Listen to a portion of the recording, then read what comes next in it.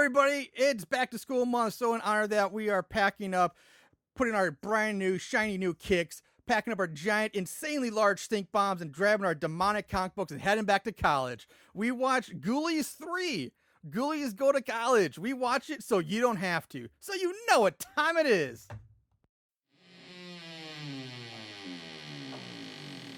Horror, so bad it's scary. Splitting up is never okay. Plot, who needs it? Don't turn on the lights. Cars don't ever start, but that's alright. Running upstairs instead of out the door. Good acting, what do we need that for? Horrible horror, so bad it's scary. Enjoy the show.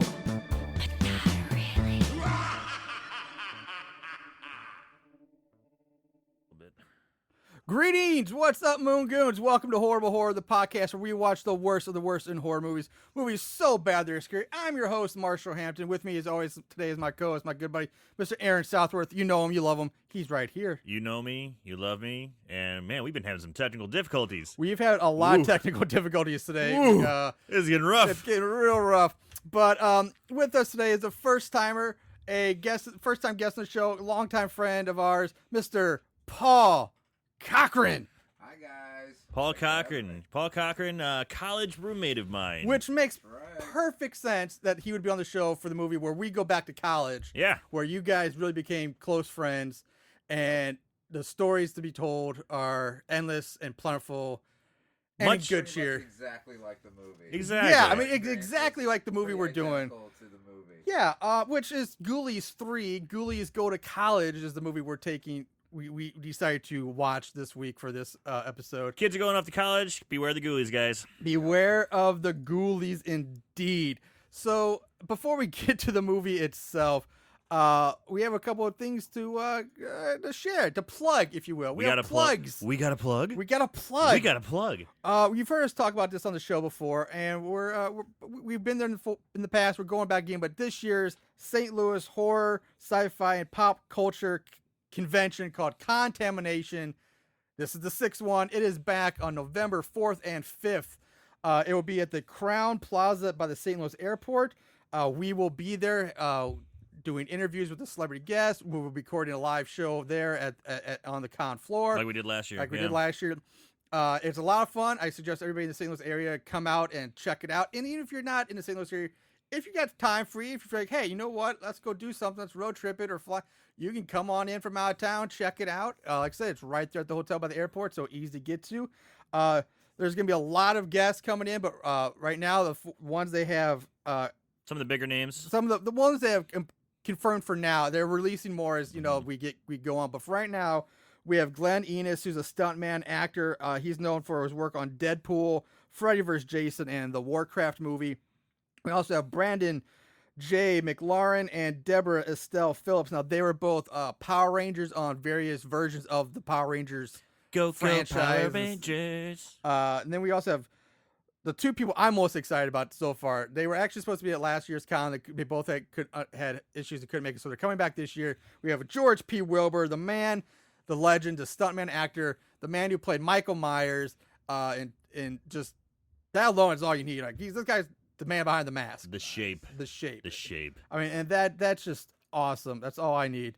And then as well, we have Christina Kalibe, Klibe. She's known for her work in Rob Zombie's remake of Halloween, along Tales from Halloween. And she's the voice of Jenny Myers in the new Friday the 13th video game, which is awesome. I love to play that game. And they also announced that they will have a cosplay contest on Saturday afternoon, evening. So come on your best cosplay, everybody, and check. That'd be a lot of fun. There will be prizes aplenty to give out for that. So make it sexy. Make it sexy. We want to see some sexy Jasons, sexy Freddys, sexy shape. I mean, yeah. Well, I guess you can call it Michael Myers. You just Michael Myers, like some hot girl in a bikini with a Michael Myers mask on. Hey, I'm in. You win. I'm in. You win. You win. First prize. Yeah. Anyway, so yeah, we have that to look forward to, and we'll be updating you more information as we approach closer to the con dates. So stay tuned. Stay tuned, indeed. Now, with that said, let's go on to the main feature of this episode. Our major. Yeah. That would be Ghoulies 3. Now, this was released straight to VHS. Yes, VHS, people. Yeah. On September 18th of 1991. Now, I know it's 91, but god damn, this movie does not seem like a 90s movie. It screams 80s to me. Oh, totally. Well, it's that transition. It's that weird transition period. Yeah, when it's going from 80s to 90s, Yeah. but definitely had a definite, the last gasp of the 80s. Oh, yeah, I it guess is a definitely good way did. to say it. So it was written by Luca Barkovici. I don't fucking. He's getting credits for the characters along with Jeffrey Levy. Got the characters, and then Brent Olson actually wrote the screenplay of the story. It's directed by John Carl Bulcher. Again, butchering last names. He's got 18 credits as a director. He's run the gauntlet of good and bad movies. He's done some very well known movies. He did. Where does this one fall? Yeah, well, let's see. He directed Troll, the classic. Oh yeah, not Troll 2, but Troll. The original. He also directed when I was younger, one of my favorite Friday the 13th. He directed Friday the 13th Part VII. Oh yeah, A New Blood. That's the psychic one. That's the psychic yeah, one. I love that one. I know. That's Kane Hodder's first. It is Kane Hodder's first. And he also has 65 credits as a special effects guru guy on movies such as Hatchet, which is a great independent horror movie. Kane Love Hodder. that. Kane Yeah. Hodder again. Bride of Reanimator, Ghoulies 1 and 2 as well. And then he started directing this one. Terror Vision, From Beyond, Dolls. Now here's some classic ones. The Garbage Pail Kids movie. Holy shit. He did the special effects on Friday the 13th Part 7, Nightmare on Elm Street 4, A Dream Master, and Halloween 4, The Return of Michael Myers, or also if he did special effects for. It ties right back into Contamination. Yeah, ties it all together. If you really want to watch this movie, you can. It's easily available. I don't know why you would, but you can find it on Amazon, YouTube, Google Play, iTunes, and Vudu. The cast, now I will say this, the cast isn't a whole lot of names. Like, you're not gonna, there's no big stars in this, but there's definitely people you might recognize from the 80s, like character actors. And when I look at their resumes, I'm blown away by the sheer amount of acting chops and credits that these cast members have, and then they did this movie. Right. So first we have Professor Ragnar. He's the biggest star. He's played by Kevin McCarthy. He's the biggest guy in the movie. He's the villain, yeah. He's the villain, but he's also the biggest name. Right. He passed away in 2010. This fucker guy, he's got 207 credits. This guy was working nonstop his entire career. Right. In such great movies like Invasion of the Body Snatchers, both the 56 version and the 78 version. Inner Space, which is another classic. I love that movie. Yeah. UHF, another classic. Yes. One of my all-time favorites. Adam's Family Reunion, The Howling, Piranha, another tie into a Horrible Horror alum. He was in The Rifleman with Chuck Connors from Tourist Trap. And basically nearly every major 70s and 80s TV show you can think of, he's been on it. Then we have Erin Riddle, played by Eva LaRue. She's got 53 credits, including Fuller House, their new Netflix thing. Then shows like Criminal Minds, the original CSI Miami. She did 102 episodes of All My Children, and she was in RoboCop 3 along with the TV show Freddy's Nightmares. Oh, sweet. Freddy's Nightmares was awesome. Yeah. Then we have Mookie, who was played by Patrick. This guy, I'm not even going to try his fucking name because some big-ass French guy like Lab Yortuo. I don't fucking... Labradoodle. I don't know his last name. Labradoodle. I apologize if he ever hears this, but 54 credits, 208 episodes of Jag, but then classic 80s movies like Summer School, Heathers, the Jim Carrey Yes Man. He did Dexter, Ski School, which is another great fucking A. right there. School movies. Yeah. Godzilla the series, which I didn't realize know it was a series. And then Spider-Man the series, which I guess was a live action Spider-Man in the 80s, where he played Flash Thompson. Whoa, he Yeah. was Flash. He was Flash. He's a little short. Oh. Yeah. Well, you know, the magic of film and TV. Veronica is played by Hope Marie Colton. Now she was her claim to fame is that she was a Playboy Playmate of the Month in July of 1985. I can see that. She did a lot of 80s titty movies. You see- Basically, and several Annie Sedaris movies. Now, the 80s titty movies were just hold a special place in all of our hearts because they were kind of the precursor to the modern day, like Skinamax, softcore porn. Before that was really softcore porn. It was just basically gratuitous, any excuse to get girls Boobs. topless and Mhm. boobs. That's all. They were just titty movies. Yeah. And it was like you don't really see those in that. That was like a staple of like the early to mid '80s, like just the titty movie. Yeah, you'd see like the lady come up and and then like whenever her shirt would come up, like boing. Yeah, You know, like, just it was like anything they can get to like. So Yeah, it is was- this a throwback titty movie, do you think? No, It pays homage. It maybe it pays homage a little yeah. bit, but I wouldn't call it full on throwback. And then we have Mrs. Boggs, who's played by Marsha Wallace. Now everybody should know her as Oh, Mrs. yeah. Krabappel, another voice from The Simpsons. Hell, I mean, she straight up sounds like Mrs. Krabappel in this movie. It's straight up Krabappel almost. So that's all you gotta say about her. Then we have one of the random frat guys. He's played by Jason Scott Lee. Now he's got 37 credits to his name, including Balls of Fury, which was a funny movie at the time. The Jungle Book live action movie. Back to the Future Part 2. But he made his real claim to fame when he was in Dragon, the Bruce Lee story, where he played Bruce Lee himself. Oh So- shit! Yeah. Holy shit! You're right. Yeah. Holy Yeah, the crap. Asian guy in this movie Yeah. went on to go play Bruce Lee. That's right. Yeah. Holy cow. Then we have another connection to a previous Horrible Horror episode. We have Griffin O'Neill, who plays Blaine. Now, he played Skip in the April Fool's Day movie, which we did, the 80s one. Oh shit. We have Stork, who is played by Matthew Lillard from Scream, who made that was his big claim phase when he did the original Screams. And I can't remember if he was in the sequel or not. I think maybe in flashbacks or something, but I know he died. Yeah. But yeah, so this is his very first movie appearance ever. And I don't think he even has his own line. I think he chants himself like in a group. Yeah, you But see him walking around. He's like the nerd. He's the nerdy guy. Yeah, he's just there. Now, we also have another first about this movie is that this is the first movie in the series where the Ghoulies actually talk. And I wish they didn't. Holy shit. But because they talk, that means there are people that have voiced them. So the voice people are also, again, incredibly well-versed and like experienced voice actors who somehow got suckered into this shithole. Rat Ghoulie is voiced by Bob Bergen, 166 credits as voice actor. He did stuff on Robot Chicken. He's been in pretty much every major Pixar and Disney animated movie. You name it, he's probably been in it or done it. He was also the voice of Luke Skywalker in nearly every Star Wars game or animated show, along with many other Star Wars characters. He did voices on Fraggle Rock. He's the modern day voice of Porky Pig. Huh. And he was the voice, this is the best, of Gizmo the Mogwai, and he voiced several Gremlins in the original Gremlins movie. I thought that was Howie Mandel. Oh, Oh. according to this, it was. Now, Cat Ghoulie is voiced by Richard Kind. I'm not going to him, but he was famous for his role on Spin City with Michael J. Fox. He's also most recently he was the mayor in in Gotham, which is a good show as well. Yeah. You'd recognize him if you see him, but you don't see him. And then Fish Ghoulie is voiced by Patrick Piney. 93 credits as a voice actor. He was mainframe in the G.I. Joe cartoon and movie, The Smurfs, Fraggle Rock, Robot Chicken, Little Mermaid, Aladdin, and Toy Story. He all did. American Tail, Five Goes West.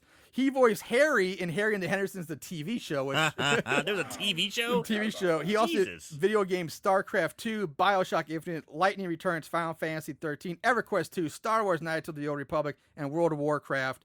And just to bring it back to some more geeky stuff like we used to do in our original episodes, Yes. he voiced the Thing / Ben Grimm in the 1997 Spider-Man cartoon series, and he did the voice of Wolverine in the short Pride of the X-Men, which was a short mini, I think it was like supposed to be like a pilot to an X-Men cartoon that never got picked up. And I remember I had this on VHS. I watched it over and over again because it was like I don't know how I got it, and I still have it to this day, but he voiced Wolverine as well. Man, it's pretty bonkers. There's a huge that's like the longest we've ever done. I know. Like cast members. And I know, but for such a shitty movie, that's what I'm stunned at the amount of work and quality work that a lot of these Right. people did, but then they were in this. What are you saying, Marshall?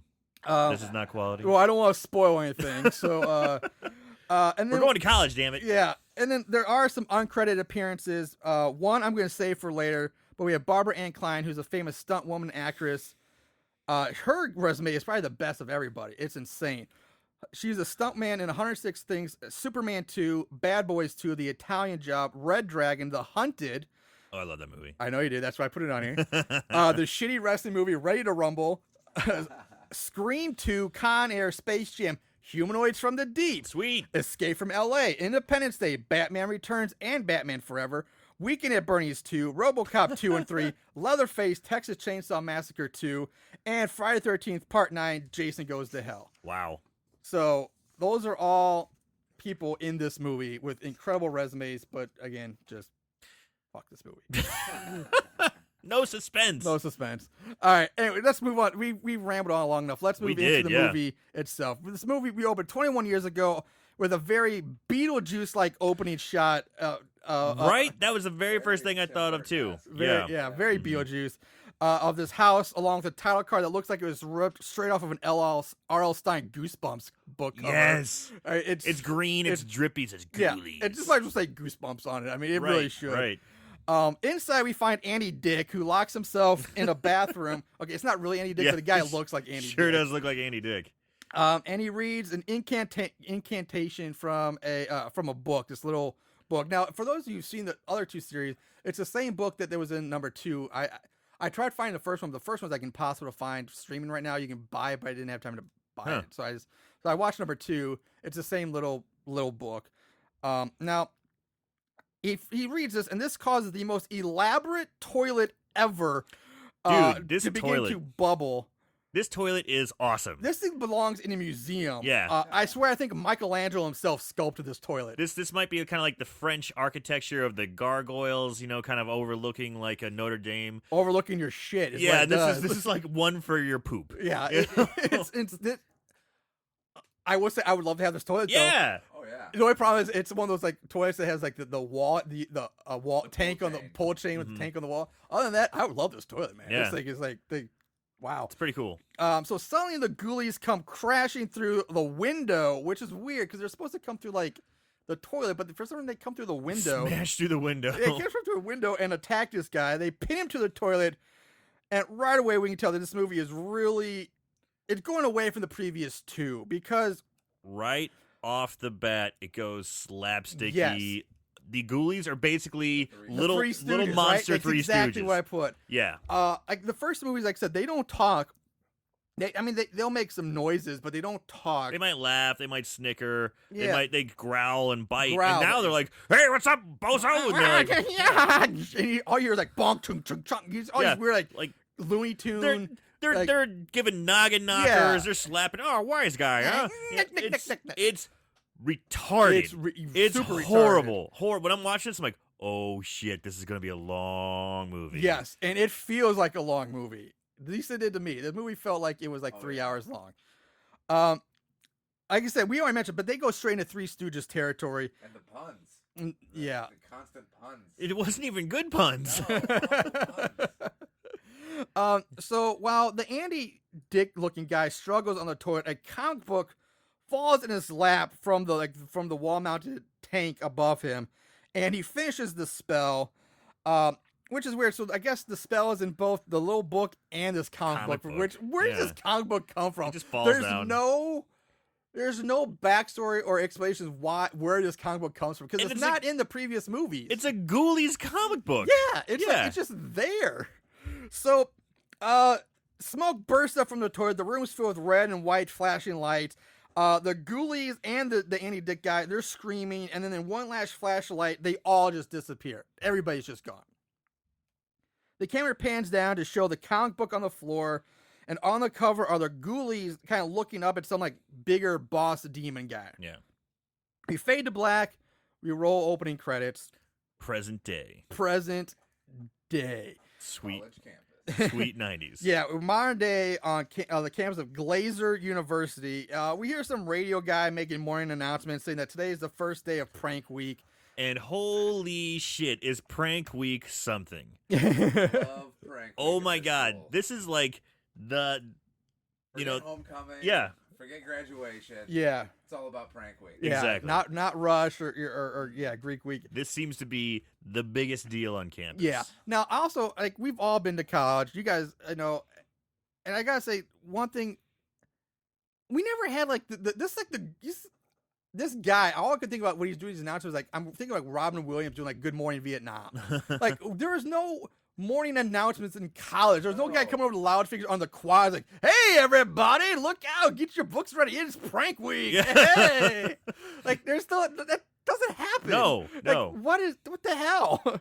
So, anyway, the credits roll and we get the basic montage footage of various students, and then we start seeing the quote unquote pranks through this montage.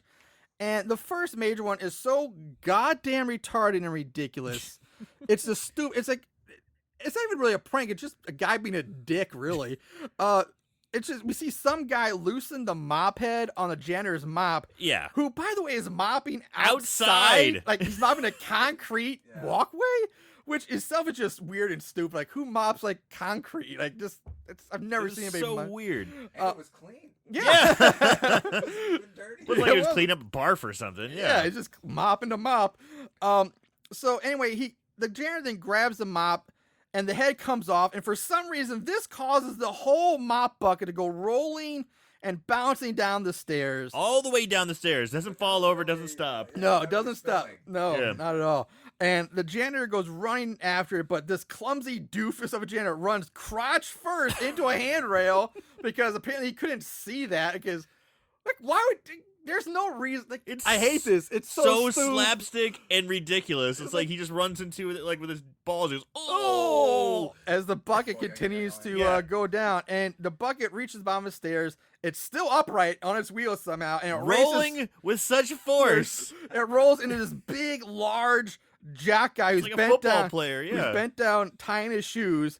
Now, simple logic and physics here would tell us that the much larger man would easily and simply cause the bucket to just stop Right. when it runs into him. But nope. This This is is- not this fucking bucket. This is Ghoulies world here, baby. It rams into this guy and knocks him into the bucket where he gets stuck like ass first in this bucket. And he's still going. It's Yeah. still taking And the him. bucket just Still racing going. across campus with this large dude Momentum. stuck in it. And it's heading straight for his old professor that has his head buried in books and papers. And the dude in the bucket crashes into the old professor. They both crash to the ground. The professor's books go flying through the air. One of the books hits some random guy on the head who's eating ice cream, which in turn this causes him to smash his face into his ice cream. And the girl next to him laughs, and that's it's so funny. It's a greatest opening ever. Fuck this movie. Good prank. Good prank. Dude, this movie, Prank. it just doesn't stop. No. It's like this through the whole movie. This movie is a fucking cartoon. It's It is. It's a goddamn At one Looney point, there Tunes was cartoon. Cartoon stars. Yeah. It's a goddamn Looney Tunes cartoon. Yeah. it just doesn't. It's like this all the way through. So we can't talk about each like that 30-second scene we talk about for 5 minutes because it's so insane. Now, before you go, that guy in the bucket. You want to guess who that was? I don't remember him, but That's that's another cameo appearance by Mr. Kane Hodder. holy shit! That's Kane Hodder in a fucking bucket. So Jason in a bucket. Holy shit! Wow. Jason's in Ghoulies 3. Jason is in Ghoulies. Who's a boob of a man Yeah. getting taken away by a mop bucket. Yep, Holy shit! it's Kane Hodder. Oh god! I was like, that guy's really big. Yeah, it's you. Well, now I know why it's fucking Jason. Yeah. So we cut to the house we saw in the opening, which has now been turned into the Beta Zeta Theta fraternity house. And we go back to the bathroom, which is just dirty and disgusting now. And sitting in one of the stalls is just this guy who's writing on the wall. He's like a Pauly Shore reject. He really is. Thank you. That's a great way. Yeah, Paul brought that up. Yeah. that's a great observation. Well, you have the bandana. He was really rocking that Pauly Shore early '90s look. That hair, the long curly hair. Yeah. Hey, buddy. We sold. Kids, ask your parents. Yeah. He accidentally breaks some tiles off the wall, which uncovers the Ghoulie comic book that somehow ended up behind the walls. Like, what? Like, how did he even perfectly placed? Like, how did he get there? Last time we see it's on the floor. I get that, but how does it get behind the tiles in the wall? But of course, he takes it out and he starts flipping through it. Dude. As soon as he opens the pages, the door in the stall next to him opens up to reveal the Michelangelo super toilet. So this frat house has this amazing toilet. Yeah. So weird. Just randomly in one of the stalls, just Master crafted toilet. Yeah. So he begins to read from the book out loud, and which begins the summoning of the Ghoulies. But he gets interrupted and he leaves, ending the summoning, and nothing happens. So we cut to Skip Carter, our main guy, and his band of merry misfit lackeys, the Beta Zeta Theta fraternity guys. They're walking through the quad, talking to all the Yanks that they've set up or are going to pull. And like rigged water fountains and ejector benches. Yeah, like, what an asshole. Yeah, this guy's just a dick. Like, There's these two people just sitting on the bench, like, ejector seats in the benches, and they like flops them over, and they go rolling down. Like, what dick? Prank week, guys. Yeah, it's prank week. But yeah, they call their pranks yanks throughout the whole movie. Yankers. I'm a yanker. I'm a yanker. So now we're showing a group of the rival frat guys setting up a water balloon prank, which isn't a prank. They're just gonna slingshot a water balloon at this guy. It's not a prank at all. It's just being dicks. There's no prank here. Which Skip sees and it's meant for me. You know, they're gonna try to shoot me with this balloon. Watch this. But Ragnar and his secretary Miss Boggs are walking by, and boom, the water balloon hits Ragnar. Ragnar blames Skip for the water balloon and tells her if they get caught doing any more pranks that he's gonna expel them all or something like that. Dude, right off the bat, this feels like that Simpsons episode. There's a Simpsons episode where it's just a brief cut where they're walking around on college campus, and there's this jock. It's like they're showing a movie. It's like, your bra bomb better work, nerdlinger. And, it's so ridiculous, over the top. So after Ragnar leaves Skip and his boys are approached by the rival group, they exchange words like, dick measuring, all that. Like, oh, I bet, you suck, you're a bag, blah, blah, blah. They're arguing over, like, being a prankster. Like, you think it'd be like a football player or an academic or something. Nope. Fucking pranks. And it's not like, and the pranks are like, of course, being that this is basically an 80s movie, early 90s, that the rival house are like the preppy rich boys, the pretty boys, and the good guys are lovable losers, scallywags, yeah. all, Mm-hmm. So the leader, Jeremy, he wears the prank crown, which looks fucking ridiculous, by the way. It's not even a crown. It's just a... It's like a lumberjack. Yeah, it's like a lumberjack hat with like a bunch of shit glued to the top of it. Yeah. Like So- a hillbilly's gesture hat. Yeah, it's like a lumberjack gesture. Yeah, it's a great way to put it.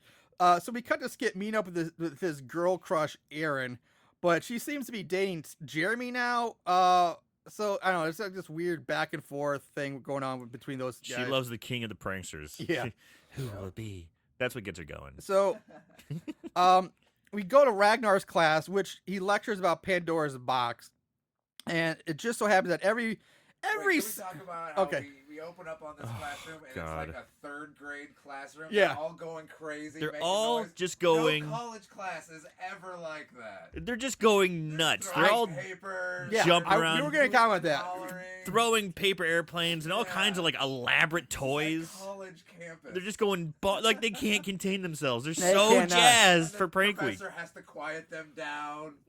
Yeah, The professor, who's also the dean. Yeah. he's a dean, and he's also in charge of transcripts and graduation. Yep. Like, he's like a man of many hats. Yeah. So not only is this classroom like a fucking zoo right now, it also happens that every one of our main characters is in the same class. Yeah. Which we've commented on this before in other movies, and I hate this. I hate this. But we see it a lot, especially in the high school horror movies, which is a little bit more believable. But this is college. There's no way you have every single one of these characters in one classroom. One class, yeah. Especially just some- humanities class. Yeah. Which in humanities, and he's teaching them about like Pandora's box and like good and evil and all these weird like demons. Like, what humanities is He's this? just going off on a rant. So anyway, the kid who found the comic book, he's in this class too, of course. Ragnar takes the comic away from him after he catches the kid reading it. And again, I swear, just. I mean, you know what? Fuck it. We are talking about it. It's no one acts like they're in college in this No, movie. not at all. They act like they're fucking 5. Yeah. Ragnar mockingly begins to read from the book, and we're taken back to the super toilet. And again, we see the ghoulies start to emerge from the toilet, but Ragnar again slaps the book closed, once again prematurely ending the summoning. Ragnar gets pranked one more time as an inflatable alligator raft bursts out from his podium, which I actually had that raft when I was a kid, by the way. Yeah. I had that one. It was actually I kind of like that one. I thought it was good. Sweet. Yeah, the alligator rafts. Were Those are- awesome. Cool kids had those. Yeah, cool Yeah. kids had those, yeah. Marshall's like, I was one of the cool kids. I was one of the cool kids. thank you, Paul, for No problem. Buddy. Validating my coolness. yeah, validated, yeah. So this sets him off, and he angrily reminds all his students, this is where we talk about. This is where he tells them, like, I'm in charge of graduation and your transcripts, and I'm the dean, I can do all this, and blah, blah, blah. And if they continue this prank wall, then the axe will fall, and all blah, blah, blah, blah. Anyway, it doesn't matter. So we go back to the BZT house, the Bezea Theta house, where they're having a party. Party time. They're partying hard. Meanwhile, Ragnar's in his office grading papers. He picks up the comic book. We go back to the party where the kid who found it's making out with this cute blonde girl who turned out to be Veronica. They decide to head up to Skip's room, which They are making out hard, yeah. on that couch. They are getting hot and sweaty, and there's I like how there's just like dudes eating pizza watching them. Yeah. Like, Right yeah. across from them, Yeah. stuffing their faces with pizza. now I find this weird that why would they go to Skip's room? Like, why not just go to his room instead? Like, I don't know why you. I guess If you want to go bang this girl and you want privacy because you're leaving the party and you're like, oh, I want to go bang this girl and be uninterrupted, don't go to somebody else's room where they can just easily walk. Go to your room where you can lock the door and have privacy. Maybe that's Skip's thing, man. Maybe he likes to sleep in the That's not Skip's. sloppy second I sheets. feel like she You know? wanted to work out because she's like, let's go to the workout room. Or Which something also like skips that. better. And Yeah. then Yeah. You see her, like they're on the bicycle, and then when he's in the Oh yeah, back, we she's got on to talk. tread- We're she's on a coming. When we come to that, treadmill. we're going Yeah. to talk about this Yeah. fucking sex scene. Yeah. So anyway, now Officer Barkus shows up about the noise. Again, he's very noticeable. He's a very recognizable character actor from the Character 80s, 90s. Mhm. Stephen Lee is the guy who plays him. Skip Smooth talks him a bit. Barkus tells him that he was assigned to watch them double duty. Like, I'm assigned double duty to watch you guys. You know, Make sure there's no pranks going on. Yeah. It's like the security officer shows up and they're having a huge party. So what they're like, oh shit, we gotta security's here. Look out! What are they going to hide? The sex doll. Yeah. They're not worried about the drinking. Well, They're maybe it's worried not. about the Maybe it's drugs. not a dry campus. They're like, whatever. They don't care about anything. But we Grab gotta the sex we gotta doll. hide the sex doll. So anyway, I'm gonna pop a little Miller Lite for this first episode. Yeah. So anyway, 2001. 2001. 2001 Miller Lights. So back to Bagnar, and he was somehow now made a connection between the boss demon on the comic book cover and some demon in one of his old books, which It's like Such- he becomes so far. Giles from Buffy the Vampire Slayer. Yeah. Now he's got this like great like library full of like ancient texts about all like bizarre occult demons. and demons. Yeah. Like, what? There's no backstory to this guy. Like, he's supposed to be a He's humanities, a humanities teacher. And now he's like a devil worshipping a cult leader. He's So like who in the black fucking arts. knows? Yeah. All it took was one comic book. Yeah. Yeah. Hey. So anyway, he's very intrigued and curious about this, and we go back to Skip's room, and the bathroom dude, who we eventually learn his name is Wesley or something, but at this point we don't even know his name. And Veronica, they're fucking on a goddamn stationary bike, which seems to like the most uncomfortable and unappealing way to have sex. Right. Yeah, like how would you even do that? Yeah. And like, I don't know why you even think that'd be a good idea. And later they're like trying to have sex on a treadmill, which is even more insane. While the treadmill is on. Yeah, While they're it's walking. on, walking Yeah. backwards. She's trying to walk backwards on this. He's trying to bang her. Like, this is the weirdest. It's- Like, I don't think they know how sex works. Like, I really don't. That's not how you do it, guys. It? So downstairs, Skip re-enters the house. He opens up a closet door, and a naked girl stumbles out with her head stuck in the head of a mounted deer. Which, how this is even possible, I don't have a fucking clue. So ridiculous. This is all cartoon. But she comes out with titties out. Titties are out. Yeah. So you got the boobs there. Yeah, and that's basically the whole reason the movie's rated R. Yeah. Is because there's tits. Thank you. I meant to comment that. If it weren't for the tits. Yeah, Just this about. would be PG if it wasn't for the tits. There's no. Yeah. There's a few bad words, but There's not, barely even bad words. yeah, it's not that. Yeah. It's just the boobs. It is.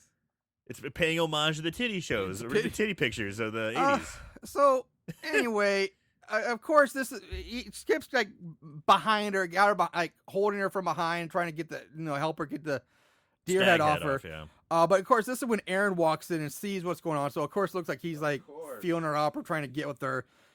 He just tosses the girl back in the closet and like, goes after Aaron to try to explain himself. She tells Skip that she can't be with him because she can't see herself being with a guy who only cares about being king of the pranks. Up rolls Jeremy on his sweet scooter. Dude, powder. Buzzes on up. Yeah, buzzes up on a powder blue scooter. It's gotta be like 50 cc's. Yeah. He's just like, this is the type of guy who should be showing up in a convertible. Yeah. You know, that's the kind of guy they're portraying him as, is, you know, like the preppy. He's got the good hair, probably from the rich family. Oh, yeah, and he's he definitely shows the up on this. fancy car. He shows up on this piece of shit scooter. Not even a Vespa. I know. It's like some Chinese-made piece of junk. Yeah. So yeah, Aaron gets on, the two of them ride off. You know, which is kind of weird that she says, I can't be with you, Skip, because all you care about is being king of the pranks, but yet she goes off with the guy who is currently the king of the pranks. King of the Who is, pranks. he's the current king. He's the current king. So, fucking bitches, man. What do you they Bitches don't know be what they want. tripping. Bitches be tripping. So, we go back to Ragnar, who is now reading a spell, which, once again, it's not even from, like, the comic. He's reading from, like, a book now. Yeah. And he starts summoning the Ghoulies again through the toilet. And this time he actually finishes the spell gets finished.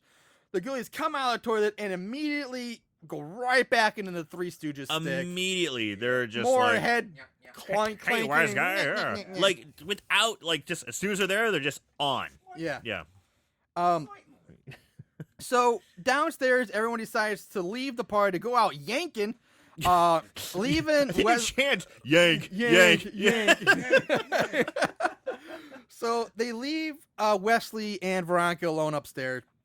The Ghoulies find them messing around in the bed but then are teleported to Ragnar's office by Ragnar because he says like another spell is like basically just Appear before me. yeah or something like that. And Yeah, they- so that scene where they're creeping up on them when they're in bed, but her ass is in the air, like moving back and forth, Yeah. and they're like, "Whoa!" They're like dumbfounded. Yeah. They're mesmerized by the ass, and they're like walking forward towards it. Nice ass, by the way. Yes. Oh, Veronica's I'm glad to body. find out she's a Playboy model. She was very attractive. Oh, she's hot. She's I my mean, favorite. she is beautiful. She's got a great body. Favorite character. So anyway, yeah, so they're summoned to Ragnar's office, but Ragnar freaks out when he sees them and shouts, "Get away from me!" And they disappear. And then again, they teleport away and they end up right back in the bathroom. Wesley and Veronica, they're still going at it. We finally see her boobs. We actually see her boobs. Like I said, are really fucking nice. They're like perfect. He gets up to check the house out for a noise that they heard. He hears the noises. He hears the ghoulies. Yeah. And of course he ends up in the bathroom. The fancy toilet is filled with something that he thinks is vomit.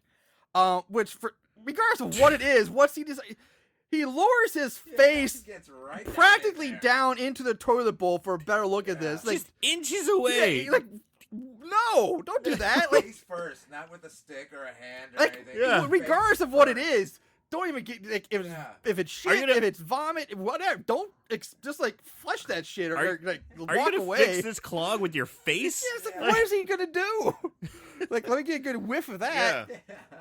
Yeah. So the at this point, the main ghoulie, his arm shoots out from the toilet, from the gunk of the toilet, grabs Wesley's face, saying falling back into the stall wall. The ghoulie leaps on the kid's chest, but then he runs off for some reason. Yeah. He attacks him and then runs Like, away. I gotcha. See ya. Which is Yeah. really weird.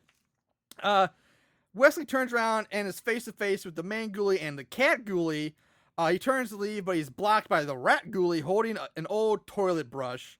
Rat ghoulie hits Wesley in the junk with the toilet brush, causing the kid to fall to his knees, cross-eyed, going, "Oh!" And he does The say, line was 2 balls, 1 strike. yeah, Yeah. which I kind of like. I like that one. It's a good pun. That was a good zinger. yeah. That was a good one-liner. The rat ghoulie then approaches Wesley with the toilet brush raised, but we cut away before we see anything happen.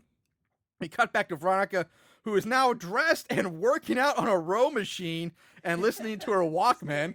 Like she's working out, like hard. Yeah, it's like you just were about to have sex, and then you go like, I gotta get, Gotta work gotta out. get, Gotta keep this that heart workout rate in. up. Burn these calories. So, God bless her, because her body looks amazing. Yeah, maybe that's So how- whatever she's doing, it's working. keep it up, baby. She does stop to look at her watch, and then impatiently shouts out, "Wesley, are you in the toilet?" We cut back to the bathroom where we see Wesley literally stuffed into the toilet. Leg in the air. Yeah, his head's him. sticking out. He's got one arm and one leg sticking out of the toilet. But somehow he is still alive, even though the sheer amount of bodily trauma that he would suffer in order to squeeze him into the toilet like that would kill him alone. Basically folded in half. And he doesn't seem too upset about it. He's like, dude, this isn't cool. Yeah, he's like, dude, come on, man. Hey, buddy.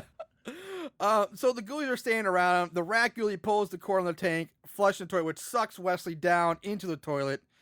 He's dead now.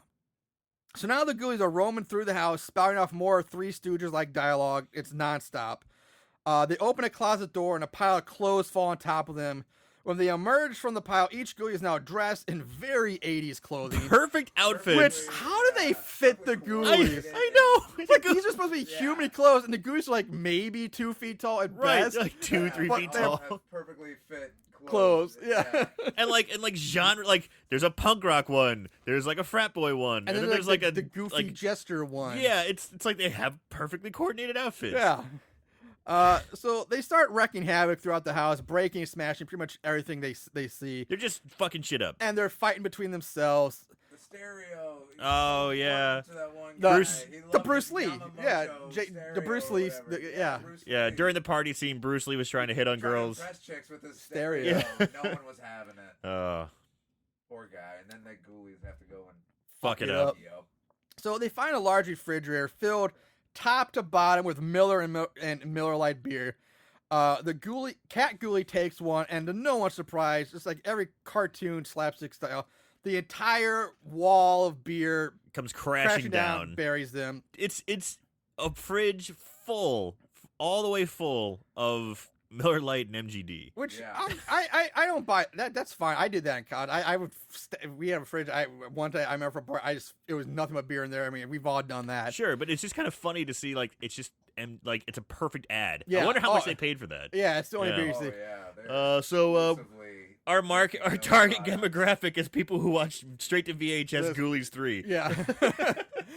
Which also, by the way, Miller Lite I thought was an odd choice. I obviously they're a company who paid to be in there, but for college, like when we were like that, no, I didn't know anybody in college who drank Miller Lite. It was all Budweiser, Bud Light were the main two, and then really after that, it became down to like Coors Light and Coors, Natty Light, Yeah. or Keystone, Natty Yeah. Light and Keystone, because it was so goddamn cheap, and you get so much. You get like a 30-pack for like $10, and like that's all you would get. That's all you needed. We've been known to put away some stones in college. Yeah, Oh, yeah. Yeah. yeah. So I was like, that's an odd choice for college kids, but whatever. But speaking of the beer, did anybody else notice, like, okay, when we see the fridge open, the cans are unopened, they're full, and then when they all pile down top of them, they're Yes, like they're empty all and crushed crushed. up. They're crushed up and crumpled and empty. It's like, what happened? Were they just stacking their empty Yeah. in the fridge? You're like, why? Yeah.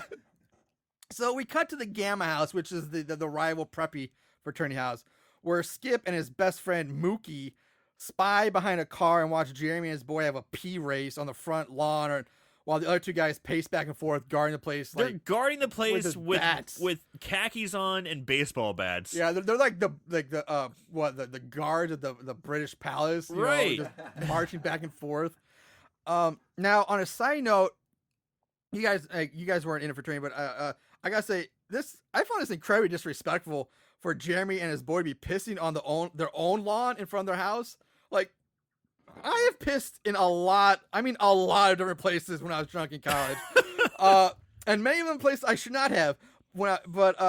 I never pissed on my own fraternity house's yard like that. Like, you just wouldn't do that. Where's the weirdest place you pissed? You seem to have a pretty good like recollection of this. I've pissed in many places. Some of them I shouldn't have. Where's the weirdest one? Let's see. I pissed into a fountain. Ooh. I pissed off the back hill on trying to piss onto the president of the college's house. Whoa. I pissed on people's cars. I'm not proud of this, by the way. I'm not proud of this, but these were things that happened in college. All under right, the man, you influence got of it. Alcohol. But never on his fraternity's lawn. Exactly. Never. On the fraternity lawn.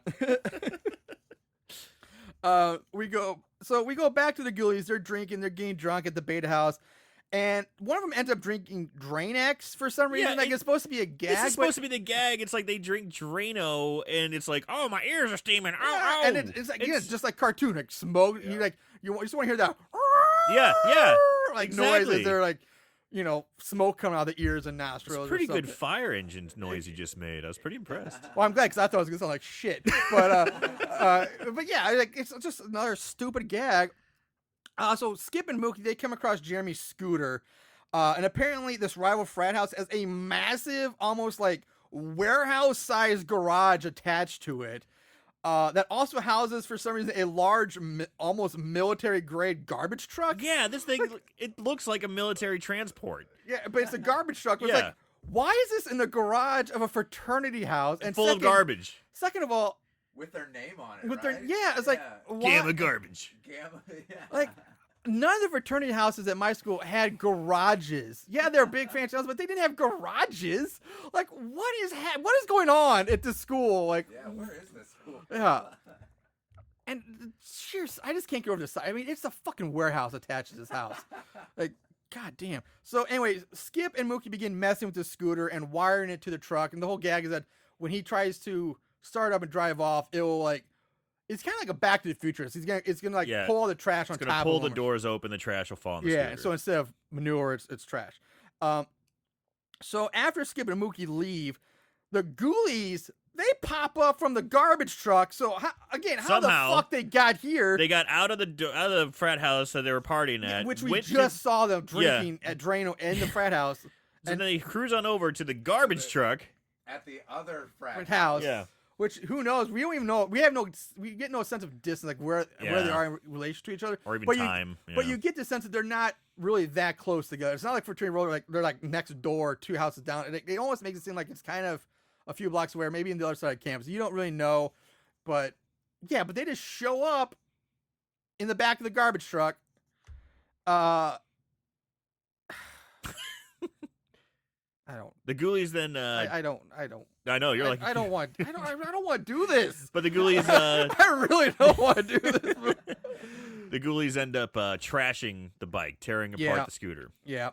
So regardless, and Rack, he takes a sledgehammer to it, and the next morning, all the betas return home, still drinking, by the way. So I gotta give them credit. They all drink apparently. Attaboy. Once inside, they see the sheer level of destruction that the Ghoulies left behind. Skip and Mookie head off to find Wesley. They're like, oh, he had to be Wesley. We'll get answers from him. He was the guy who was supposed to watch the frat. Yeah, but of course, they can't find him because he's got stuck down a toilet. So the fat guy of the house, he rushes out, freaking out over the fact that all 2001 beers have been drunk. So there's the 2001. Not only they trash the place. They don't care about that, but the beers are gone. Now, it's kind of funny. I just now thought of this. That scene when the Ghoulies open up the fridge and it's like... Yeah, it's like the 2001. The 2001 Space Odyssey music is playing and it was 2001 beers. But, again, I guess I say, really, I know it's nitpicky, but there's no way that fridge holds 2,000 beer cans. I mean, plus the wall we see is maybe 100 beer cans. It might a little more. There's 2,000. It's so fun. Come on. I don't know. So we cut to Veronica's room in her sorority house. Skip's asking her if she's seen Wes lately, and she's like, tells Skip that he just skipped out on her. A lot of skips there, but and then she drops her robe to reveal she's wearing sexy matching black lace bra and panties set with garters and thigh-high fishnet stockings. Whoo, Ghoulies! Because all the college girls wear that to class all the time. Hot. Again, damn. I want to go to this fucking college. Right? What the hell, man? Right? I had girls going to class in like fucking pajama pants and slippers, not fishnet stockings. Reeking of patchouli. Yeah. And this girl wants it. Yeah, she is a straight up nympho. Wesley, who just disappeared, now she's on to Skip. Well, probably because she didn't actually get it from Wesley. So she was left hanging. She's got the girl blue balls. Yes. Yeah. She got them blue ovaries or whatever. The blowovaries. The blue waffle. Oh, anybody seen that one? No, we're not going there. No. So anyway, yeah. So Skip, she comes on to Skip, and he's trying his best to resist her. You asshole, Skip. But, fuck you. Yeah, she launches her final sexual seduction attack by having her bra, quote unquote, broke, and and of course it's a front clasping bra. And like, Skip, you have to fix it for me. So he falls for the bait, and he gets Reluctantly, I guess. yeah. Okay. And just like the girl with the deer head, he gets behind her and trying to fix her bra, so it looks like he's groping her. When of course in comes Aaron, Who happens to be her roommate? Yeah. It is Aaron's Veronica's roommate. And Jeremy walks in too. So Jeremy and Skip, they exchange some words, thinking each other's responsible for the destruction of their respective property. Skip leaves, meets up with Mookie, and Skip tells him that he's going to get Aaron back, and also tells him that he doesn't think the Gammas are responsible for trash in their house. They also spot Jeremy's scooter smashed and banged up and hanging from a tree on the yard. So can we talk about Mookie really quick? We can talk about Mookie. We sure can. So Like, Mookie's his buddy, right? Yeah, Yeah. Mookie's like the buddy. Yeah. that's the true love story. Yeah. I Skip think the Skip is Mookie? in love with Skip. I think so too, because they have a spat near the end, and they have that makeup moment. It's like, Yeah. I think there's something going on And there. Mookie is always on Skip's ass. Like Always. as soon as Everywhere he goes. Mookie's right there. Yeah, Hey, buddy. I think you're right. I really think this is like a before There's its more time. romantic tension between those two. There than really there is. Seriously. They spend more screen time together. Yeah. They lock eyes a lot. I They mean, they bond a lot more. They Yeah. seem to know what each other's thinking. Yeah. Two hearts, one mind. I think you're right, man. I think that's a That's good a call, good man. story That's the there. truth. That is. So while they're looking at his scooter, Officer Barkus comes up, grabs him from behind, while the Ghoulies rewire Barkus's golf cart, like security golf cart thing he rides around in. He loves the golf cart. Like, that's the whole shtick. Yeah, it's like He his, loves it's his his, golf it's his, He like named it Betty or Betty something. or something. Yeah, that's his precious. And again, Barkus just warning them that he's watching them. I'm and- watching you guys for extra pranks. Yeah. But he's not doing a very good job because he's No, caught they keep nothing. doing pranks constantly. And he gets in his cart, and when he turns it on, he gets fucking electrocuted. Blue lightning sparks spark around him and shoot off of him as smoke and sparks explode from behind him. And everyone's just laughing and pointing. And when the smoke clears, he looks like a fucking Looney Tunes cartoon. Yeah, His skin's blackened, his hair's standing straight up, and there's smoke bellowing out of his mouth. It's just It's ridiculous. fucking cartoon. It's such a cartoon. Later that night, we go back to Ragnar, who's still in his office. I don't think he's left his office in like 2 days now. He's wearing the same clothes. Right. In his office. Yeah, he just lives there. He's trying to summon the Ghoulies to him again, which he does. But they're not happy about being summoned this time, and they threaten to attack Ragnar. But he holds up the comic book to a lighter, threatening to burn the book, and this basically scares the Ghoulies into compliance. Now, Ragnar tells them that he is now their new master and orders them to bring him the pranking crown, which will start a frat war to end all frat wars. So that's his evil scheme. Really? Prank crowd. This is his master plan. Is to steal the prank ground so frats will go to war with each other. Yeah. So Genius. the Ghoulies are teleported into the Gamma house where they steal the crown. We go back to the sorority house where Barkus is warning Aaron about the up-and-coming panty raid tonight. And in this scene, Barkus just lets out his inner perv where he offers to hold on to Aaron's and all the other girls' panties for them just for a few days. I'll hold on to them for you so they can't get them. I'll give them back to you.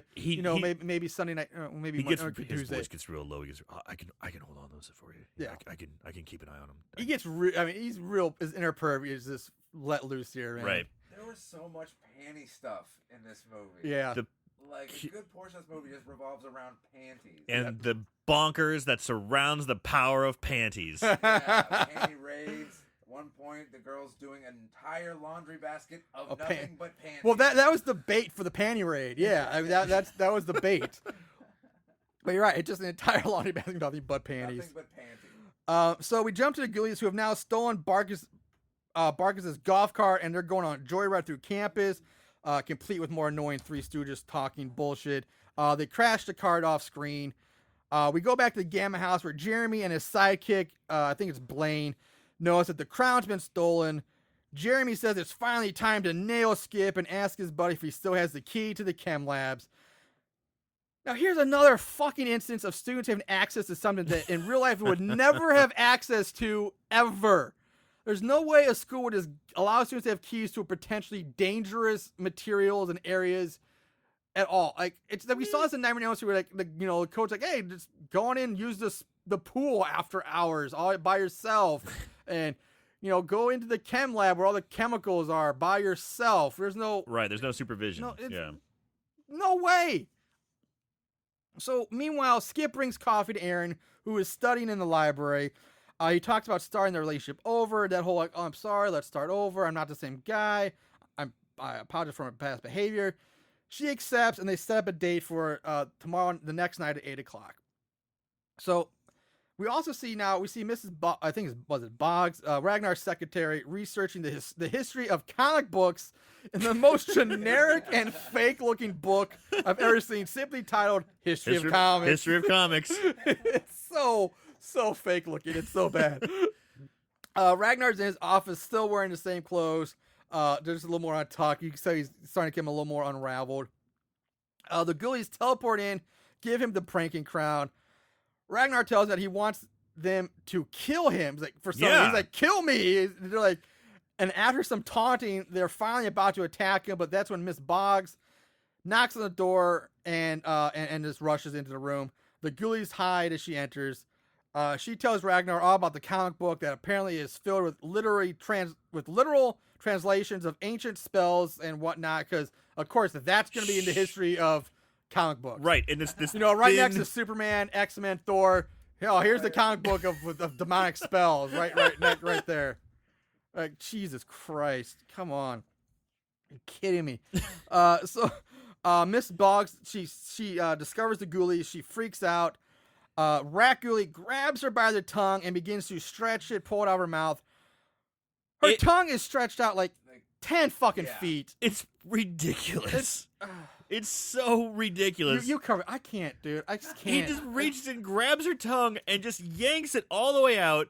Wraps it, gets like a cartoon. Yeah, exactly like cartoon. Spins it around her neck and strangles her to death with her own gigantically long tongue. That's after he like does the whole like pulls it, lets it go, and then like the whole snapback thing, and then she spins around in a circle.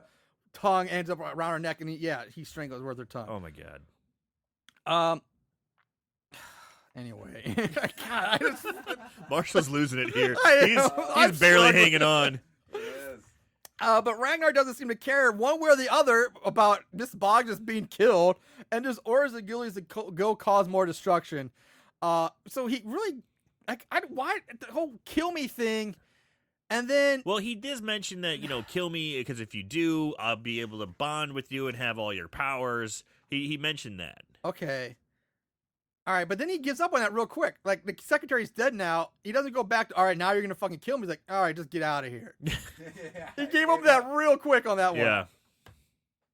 So we cut to a group of betas sneaking outside the sorority house, getting ready for the paint, while inside one of the girls is giving a pep talk to the others about tonight's paint raid and how they're going to stand their ground and no longer will their paintings get stolen and hung from flagpoles, and a real... General Patton type thing. I mean, it's straight up. It's like William Wallace on the battlefield. They can take our women panties. Yeah, they'll never take our panties. Veronica walks past them and is like, fuck it, up to her room to get ready for her date. Which is weird, because when she walks past them to get ready for her date, she's already wearing like a tight-fitting, sexy little black dress with black thigh highs. What is she going to get ready? What is she changing into? Like a straight like ballroom gown? Yeah. Like a prom dress? Like, what is she changing into? She looks pretty dope. She's super. Yeah, she's yeah. We can't say enough how hot she is. Yeah, I know. I'm going to keep talking about it. So she turns on some fresh tunes, opens her window, and starts dancing around while stripping down. She does a full strip tease. Yeah. For no one. No one. Yeah. Just for herself. This is how she gets changed. We see Pervy Bark is out in a tree like a fucking owl. He's perched in a tree branch outside, looking in our window. And then, but that's until the Ghoulies, again, fucking cartoons, saw the tree branch off and he falls to the ground. And then now the Ghoulies are... Coyote style. Yeah. And now the Ghoulies replace him. They're looking in through the window.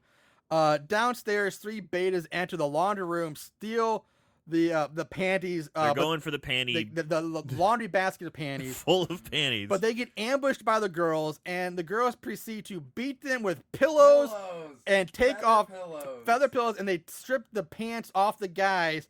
But they do all this while they're in their bras and panties, and some are topless altogether. So Yeah. the boobs are hanging out, bouncing. bouncing around. Oh, what punishment! Yeah, Oh, exactly. God. Like, what kind of Oh, punishment how is awful this? would that So you're be? getting accosted by topless women no. with feather pillows, and they're ripping your clothes off. Yeah. Take these panties. Yeah. These beautiful topless women Oh, are well- beating us with pillows. And dancing around. Yeah, Nate is like, oh no. Oh no. I need to escape. I gotta get out of here. Everyone it's run the away wor- from I- this. God, again, this is maybe you're right. Maybe this is part of the homage to the teen movies because there's no reason why they'd be walking around topless and just It doesn't make boob- any especially if you're sense. trying to Guys, stand your leave. ground. Yeah, I'd be like, this is This awesome. is working way better than we thought. Yeah. But now, They're naked. so the Ghoulies have made their way into the bathrooms where they watch three girls shower. We get a very quick cut. It's like shower time. Yeah. They're all in a row. Yeah, They're all it's- showering all at the shower same same time. time. You guys gonna shower? Yeah, I'm gonna shower too. Yeah, well, they all go to the bathroom together, so I Yeah. guess they're taking showers together. Yeah. So we get a quick cut away to the pillow ambush with the guys. But then when we come back, suddenly two of the three showers the girls have just disappeared. Yeah. Like in a matter of 2 seconds, Yeah. two girls have vanished, leaving just Veronica by herself. The Ghoulies now pull the old like three midgets in a trench coat gag. only instead of a trench coat, they're why? I guess to get high enough to do. But they're wrapped in a large black sheet instead of a trench coat, and one's holding a plunger. And they creep up onto the shower. Veronica finally turns around and screams at the sight of them. And this is when Boss Ghoulie smashes the plunger into her face. I need a deep breath here. 'Cause, This was bad. and uses it to stretch out Veronica's face. Her face gets stretched out about 3 or 4 feet before it loses suction and she falls backwards dead. So again, I kind of imagine like Gina Davis in Beetlejuice where she stretches her face out. Yeah. Only it's not as well done and it's just The effect isn't as good. But it snaps her back and she keels over dead with her feet straight up in the air. Straight up in the air. They just stay up. Yeah. Stay up in the air. And then I think they make some vagina joke or It's pubic hard to hair understand joke. them sometimes. Yeah, but they 'cause make some kind of joke. They talk over each other a lot and They kind of mumble. they mumble. Yeah, it's difficult to understand sometimes it what they're really saying.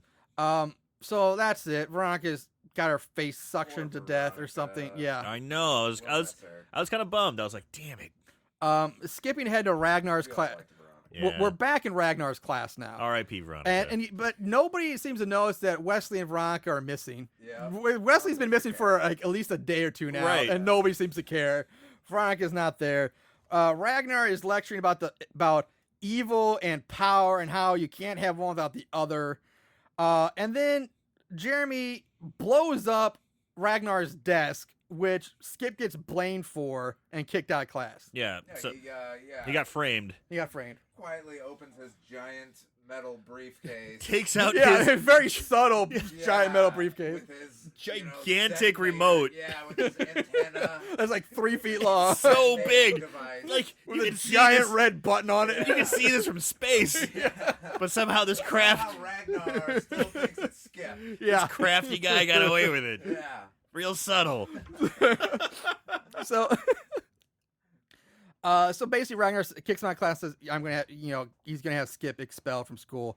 And now I am gonna skip ahead here a little bit, but Ragnar is back in his office, showing a picture of Skip to the Ghoulies.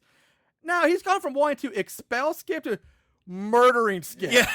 Now it's he's like gotta die, he's like, apparently. you have to murder Skip Carter. He just cranked it up to 11. Yeah. Frank's gone too far. Too I far. mean, Jesus, talk about skipping. I mean, escalating. Good God. Escalated quickly. Yeah. So we jump to Jeremy bragging to his crew about how he got Skip blamed for the desk prank. This is when Erin enters and overhears him. She's pissed off at Jeremy for what he did, and she takes his coffee pours it down the front, not He hot just coffee. got this hot Yeah, coffee. this guy would be fucking mutilated. Like this He'd would, be screaming in pain. but he he's just more kinda like just like, shrugs it off. oh, I'm okay. No, this is burning out coffee. Not just like toss it, like pulls No, the pants out, dumps it down. in. Just, I mean, Right on the junk. that's what McDonald's got sued over Yeah. was coffee in the crotch. I mean, come on. I mean, seriously, that would like mutilate a person. Like, so, and then she just walks off. Wanting revenge, rightfully so. Number 2, Jeremy tells his lackeys that tonight Skip car is going down. So we cut to Erin showing up at the beta house. She apologizes to Skip for not believing her. They kiss. They have makeup sex, which we don't get to see. Afterwards, Erin tells Skip that she will go with him to see Ragnar and tell him that it wasn't Skip who destroyed his desk and try to, Trying to clear his name. Yeah, clear the name.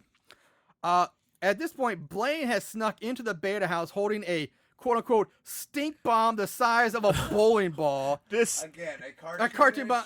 It's a cartoon bomb. Spherical black bomb, Bomb, yeah. with a big wick. It's like Right. Spy vs. Spy type bullshit. exactly, yeah. And so, It just doesn't say bomb on it. yeah, That's the only I thing. wish it Yeah. would. The Ghoulies mistaken Blaine for Skip, and the Ghoulies hit him in the face with a cast iron frying pan. I assume With this kills fried eggs with in it. Yeah. fried eggs still in it. Yeah. I was Sunny expecting- side up, by the way. Yeah. I assume this kills him because we never see him again. So that's all I can assume is he's dead. Cat Ghoulie throws the bomb out the window, which has been lit. And this, when he throws it out the window, it's like the wick is about to gone. I mean, it's about to explode. Yeah. But then suddenly it gets new life because this thing bounces and rolls pretty much throughout the entire campus. Right. Like it goes on a fucking Lord of the Rings-esque journey through campus. This bomb bouncing around. Over the mountains, through the bogs. And on its final bounce, it bounces perfectly right into the passenger seat of the golf cart and lands right next to Barkus, Uh-oh. who does like the double take. He's like, "Oh, look, a bomb! Oh, bomb! Oh!" And then it explodes, engulfing the cart in flames. It's a huge explosion. It's massive. It's a Yeah. big I mean, they do like explosion. a far shot of this, and you see like the dumb is supposed to be Barkus is engulfed Just in blown flames and up. burning. But after smoke clears, we go back into the close-up. Bark just is still fucking again. alive and just Blackface with hair and smoke. yeah, And just he's hair and smoking, smoke. he's going, His clothes are ripped and his golf cart's in shambles. And all I said at this point was, "God damn, I hate this movie." Literally in my notes, "God damn, I hate this movie." Back to Aaron and Skip. They enter Ragnar's office only to find it all dark and creepy now. Aaron wants to leave and come back in the morning, but Skip's like, "No, that'll be too late then. We have to stay." Snooping around the office, Skip finds and opens a life-size sarcophagus, which Ragnar just happens to have in his Sure. office too. Humanities professors His, always have. his office is basically the size of like a small library. And it's it very- really is. He's got like stacks of rows of But books. it's like a dark art, like an occult. There's Yeah. like skulls and old candles that are lit. It's and, like very shrunken heads and glass Yeah, jars. It's like- weird shit. Like yeah, What a fucking weird office. yeah. So he opens up and out falls dead by Miss Boggs, wearing the prank crown and her 10-foot tongue still wrapped around her. Skip and Aaron run out of the office while fleeing for the exit. They run into Jeremy and his group of goons, which I don't know how they happen to know that they were in Right. Ragnar's office. Like, wouldn't they have gone to the fraternity frat house or- first? Like, why would they go here? Makes zero sense. They grab Skip and Aaron. Jeremy pretty much orders his boys to beat up Skip. Aaron manages to somehow break free of the Yeah, much your- larger your man. steroid-fed stooges. And they're giving him the once-over. They're punching the stomach. And the funny thing is, he's being held, and he's yelling to Aaron, "Run! Go for help! As Go she's get also help!" being As held. she's also being restrained. Yeah, But somehow it works. Yeah. because she frees breaks free. herself. She breaks free. She was And motivated. after a very short chase, about 5 feet, Yeah. the guy just gives up. He just stops. Once she gets past the door, he's like, "Oh well, I guess she's gone." Yeah, I guess that's it. Yeah. Oh, that's a lot of What can I do now? that's a lot of running. Yeah. Sorry, boss. And Jeremy puts his arm around him. Yeah, he's like, "It's okay. It's bud." okay. So They're not very good stooges. No. They're not very good like goons, you know. no, she runs for her phone to call for help, but doesn't get any help because she dialed 411 instead of 911. So she tries again, and this time while on the phone, Ragnar has emerged from the darkness behind her. He takes the phone from her and tells the 911 operator that there's nothing wrong. It's just prank week, and hangs up the phone. And he's got like food hanging out of his mouth. Yeah. At first it looks like a Klondike bar or something, or some kind of like granola bar or something, but he's just like food hanging out of his mouth. But I gotta say, this actor, his facial expressions are fantastic. Well, like I said, he's the most. He's got like over 200 credits, like But Kevin McCarthy. Or the something way like that. he delivers his lines, his facial expressions are fucking fantastic. It's so good. Again, for the quality of this movie and the script, he did a great job for for what he's doing. It's such a ham performance, but it's a well done ham performance. Yeah, I agree. I will give him credit for that. I totally agree with you 100%. Back to Skip, he's still getting beat up. Jeremy goes into full Bond villain mode here and completely lays out his plan to get Skip thrown out of school for blowing up the admin building, because apparently they're gonna blow up the admin building now. Jesus Christ! Are you kidding me? Yeah. They're going from like stink bombs to like terrorism. You know? Yeah. So meanwhile, Aaron has broken free of Ragnar. She runs for it, but he orders the Ghoulies to stop her. So they start popping up around her and cutting off her path of escape. Skip hears her screaming, but Jeremy thinks it's just another prank. Skip's like, "Hey, you gotta let me go. We gotta get to Aaron." And he's like, it says, that bitch ain't worth their time. Now, hearing this turns Skip into like the fucking Hulk or Chuck Norris, because he called her a bitch. He breaks free, like he just breaks free like the Hulk, and then turns like Chuck Norris. He takes out all four of these people. It's 4-1, and he's like throwing punches, throwing people over his shoulder, and then he takes out two people with one punch. One punch. That's amazing. Are you kidding me? Don't ever call his woman a bitch. Oh, that's woo. So I expect to hear like in the background, dun dun dun dun dun. I am a real American. Tear off his shirt. He so did drop a giant leg on him, I believe. Yeah. The big boot. So Aaron, we go back to Aaron, who's now tied down to a table, and for some reason her clothes are just tattered and shredded. Yeah. Like, what happened? All of a sudden, conveniently shredded. Yeah. Showing all shredded. like Yeah. her boobs are still covered, but mostly all midriffs hanging out. It's very Her scantily clad. skirt's kind of torn up, tastefully Yeah, ravaged. like, she was tastefully ravaged. Yeah. So Ragnar and the Ghoulies are staying over, surrounding her. He tells her that he can call off the Ghoulies if she tells him who else knows about the murder of referring to Mrs. Boggs.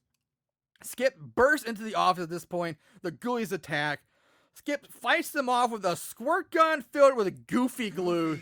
Could they not get the rights to crazy glue? I guess Or not. super glue. Just Yeah, why is it goofy Goofy because it's glue. prank week. It has to be goofy. Of course. Whoa! And first of all, how would a squirt gun shoot glue? Like, it's Right. so thick, Yeah, and I like, feel when like did it it would just just clog it clog up. up the Yeah. it's like, Would it just solidify in there? It was Oh. just completely Dude, useless. I wish can't- the listeners could see this. Marshall has his glasses off. He's rubbing his eyes. Rubbing his temples. He just can't take this anymore.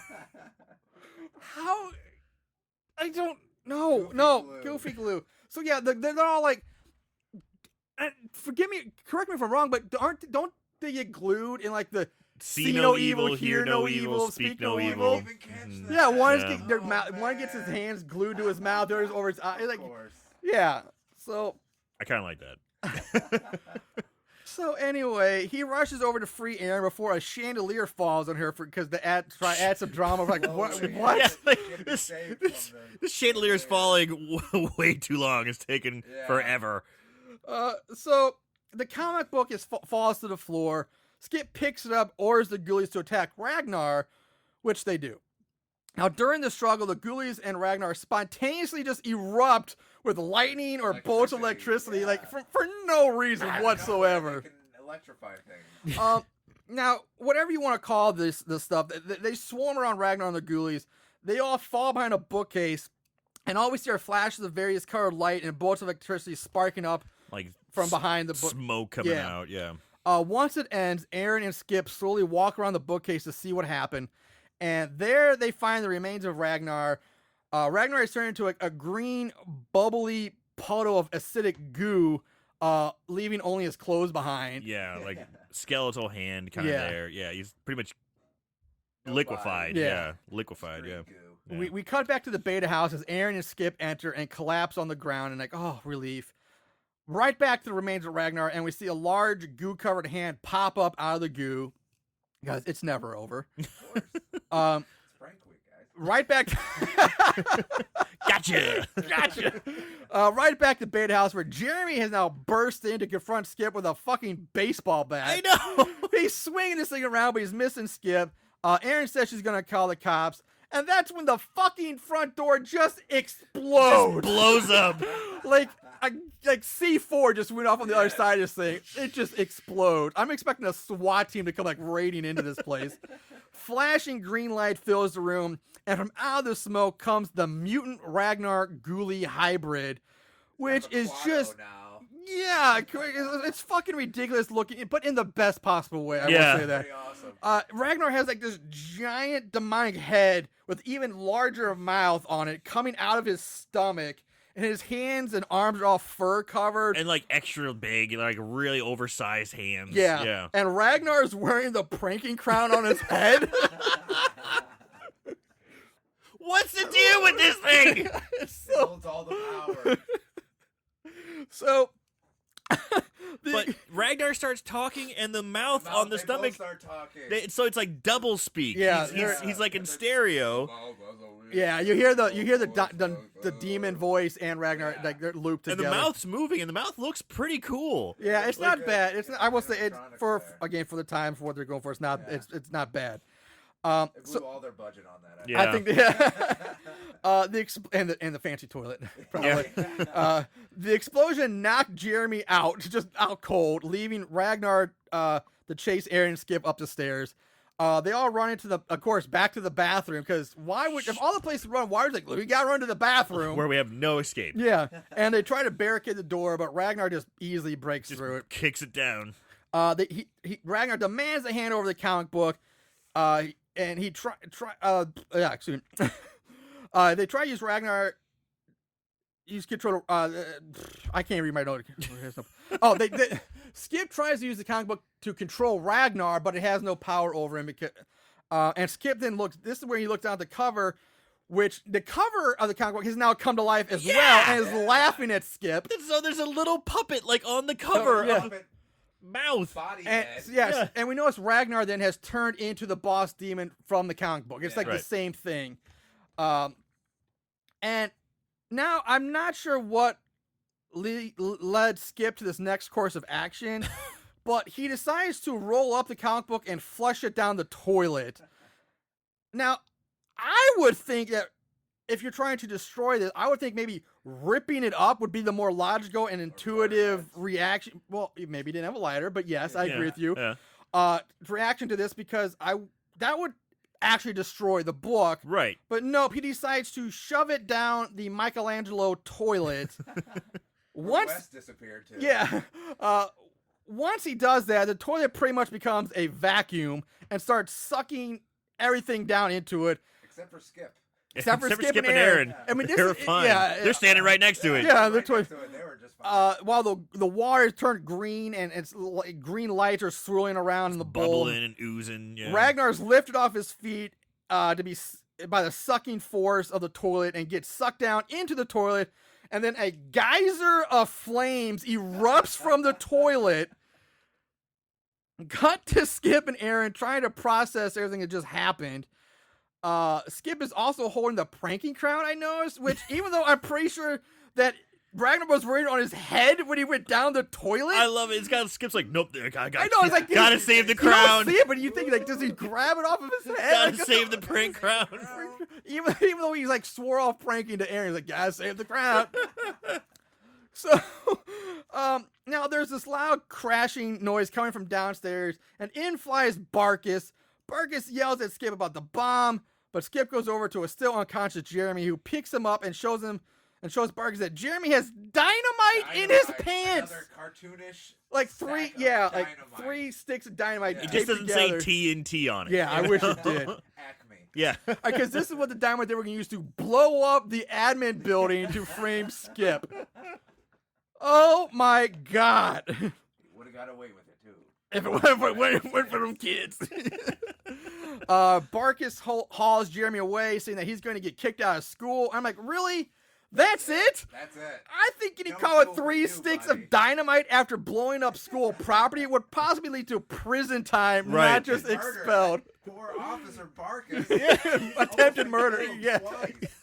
So attempted terrorism, really. Yeah. Pranking, blowing up school property, and possession of dynamite. All you're gonna get Attempted is murder. kicked- Yeah. You're getting off of campus here, Yeah. buddy. Get out of here, Go to buddy. school somewhere else. Yeah. You're a state's problem now. You're a state you. Or something. As soon as Barkus leaves with Jeremy, in comes the rest of the beta singing right on cue. I mean, Barkus is barely out the door when these guys come in, and they tell Skip that the judges picked him to win the pranking crown. Hooray! I want to know who these judges are. The judges. What's How is- happening? How is this Judges. happening? What? Yes. Yeah. What is this What judge done? pranks were judged? What's the Also, criteria? What was the winning prank? Yeah.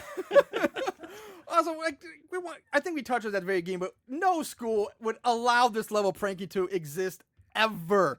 I mean, let's talk. You guys went to SIU Carbondale, like, Yeah. and this is back in like the late '90s, early 2000s, when Carbondale was a top 5 party school. Yeah. Carbondale shut down for Halloween. They evacuated the campus because Halloween was such a Problem. partying, pranking, out of hand control. So I kind of relate that to this, where like, you would think like, okay, we're either shutting down or we're not allowing this to happen anymore. But they're like, fuck it, let's just. People are dying. Yeah. So, anyway, the boys all start chanting for Skip to put on the crown, which he does. Skip and Aaron kiss, and then Skip yells out, "Let's party!" Yeah, classic. And 80s everyone again. starts dancing around as Skip takes Aaron upstairs. Because, right after you fought off demonic demons, people are being killed, explosions going off, all you want to do So is your party. friends are Dead. totally dead. Yeah. All you want to do is party. Party. Yeah. And fuck. Fuck. The camera pans all the way back up to the toilet, where we see the main Ghoulies' hand sticking up out of the toilet bowl, holding a Miller Lite can. The Ghoulie crushes the can, tosses it aside, laughs, then disappears back down the toilet. That is bellowing out smoke. Roll the fucking credits. Roll credits. That Oh. is Ghoulies 3. Ghoulies go to college. Go to college.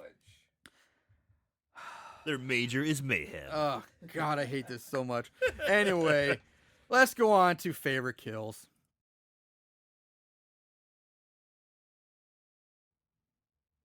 All right, not a whole lot of kills here, and nothing. Again, it's all fucking cartoonish. But what we got? And we always let our guests go first. So, Paul, what is your favorite kill in this movie? I think just for the visual of Wes sticking out of a toilet, leg and an arm and head all in the same direction. I think that was my favorite. All right, Wes, Aaron. Well, I guess mine was Veronica, just because you got to see her naked again.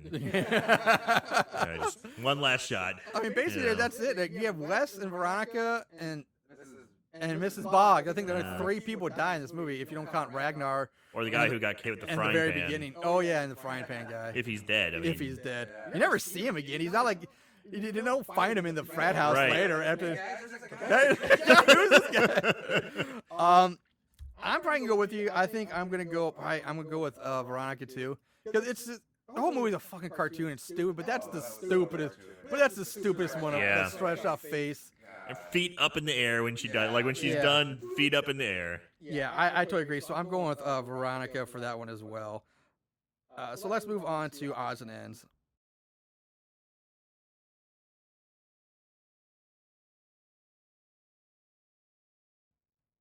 All right, ratings. IMDb gives it a 3.6 out of 10. Yeah, yeah, exactly. Rotten Tomatoes, there is no thermometer score, but it has a 21% audience score, and Amazon gives it a 3 out of 5. Wow. Jesus. Yeah, Yeah. I'm speechless on that one.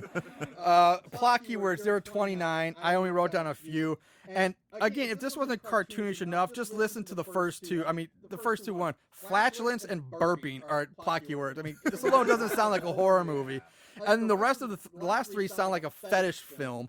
Female nudity, tied up while barefoot, and girl in bra and panties. So boom, panty lovers are back. Panties. So you have to have panties in this one. Yeah, for anyone who hasn't listened for a while, whenever we do our keywords, our plot keywords, panties always shows up. About 8, 9 times out of 10, panties is like it's maybe not that much, but it's definitely the most common word we've had in all If the there's a girl in plot her underwear, panties will be on there. And sometimes they go so specific. Blue panties. White panties. Pink panties. black panties. It's crazy. The panty lovers And are... they've been multiple panties. I've had one where there's like white panties, black panties, gray panties, panties. Like it's So the panty pervs... Panty lovers love IMDb and tagging keywords. Yeah, this is like the panty porn. Yeah, this is panty porn. Panty palooza. For trivia, I couldn't find anything, which fine with me. Budget, unfortunately, I did want the budget, but it was not available. I could not find it. I really did want the budget for this movie. That's a shame because I mean there was some of those effects were pretty like, and plus the quality of actors and actors that we talked about earlier. Yeah. Sure, a lot were probably earlier in their career, but not Ragnar. I mean, he was pretty right in choice. the middle of his. Yeah. Yeah, I agree. It would have been pretty cool. But we do get to move on to 5-star reviews.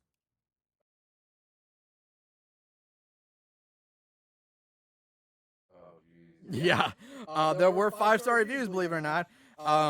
So 5 stars from Philip. I never write reviews, but Ghoulies 3, Ghoulies Go to the Couch is the most deserving of one. This movie is what dreams are made of. Bad acting, bad puns, talking puppets, pranks aplenty, which they call yanks, and just a dash of nudity. Oh, and let's not forget the buffoonish campus police officer who steals the show with the physical comedy good enough to rival Chaplin himself. Oh my God. So if you're in the mood for a movie that semi-borrows from almost every couch that county made before 1990 and throws in 3 puppets who speak in Yiddish puns and vague Three Stooges isms, then buy/rent this today and gather some buddies and beers and be prepared to be wowed. 5 stars. Man, Phil makes a good point. That movie is like just borrows from every single 80s university movie. This movie is almost like 2 movies. it's like those stupid Wayne Brothers like scary movies, like all those where they take all those like movies and spoof everything. Yeah. It's like this is like all that wrapped into this before those. But it seemed like there was almost 2 movies. Like they wrote like a prankster movie that sat on the shelf for a while. It's like, we need to use... I wanted I wanted that to happen. Like they let's just combine the two and get this Just done. throw in some Ghoulies. We have the rights to the Ghoulies. We have to throw them in there somewhere. Yeah. And then It's got the classic, Mean Dean wants to kick out the kids. Yeah, The the wild frat. The frat's got to compete to win some stupid prize. Yeah. And then from Carl R. Kenny just simply writes, "Great, 5 stars." Yeah. All right. But since that's all that really was worth entertaining, for my own sake, I also wrote down some 1-star reviews, which to me make much more sense. So 1-star review from Nathan Eric Howland: "The most stupidest movie I have ever seen in my life. I would never watch it again. Waste of time and money. 1 star." Yeah. And from HMSZ: "This movie is not worth your time or money. I assumed it would be so bad it would be funny, but no, this movie is just plain bad. The movie left me wanting my money and an hour and a half of my life I spent watching it back. I would not recommend this movie to anyone. An early 90s horror movie expected to be the normal boob shot. However, this movie wasted time with over-the-top, awkwardly placed sexing that took place on an exercise bike. The scene went on way too long. Nothing fun about the movie. All of her story was weak and not very interesting. 1 star. So not as funny, but yeah, they're just complaining about the movie and bad grammar as well." So that brings let's wrap it up, man. Like, You're having a hard time here, man. Like this movie is giving me like an You're aneurysm. having a really hard... You've been struggling through this one. You're just like,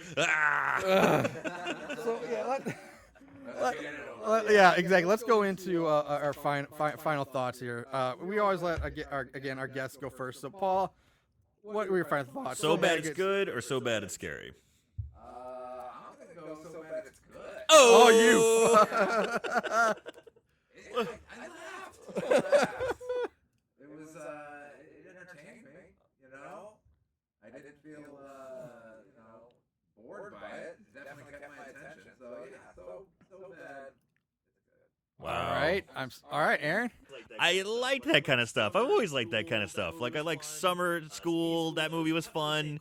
Ski School. That was cut from the same cloth.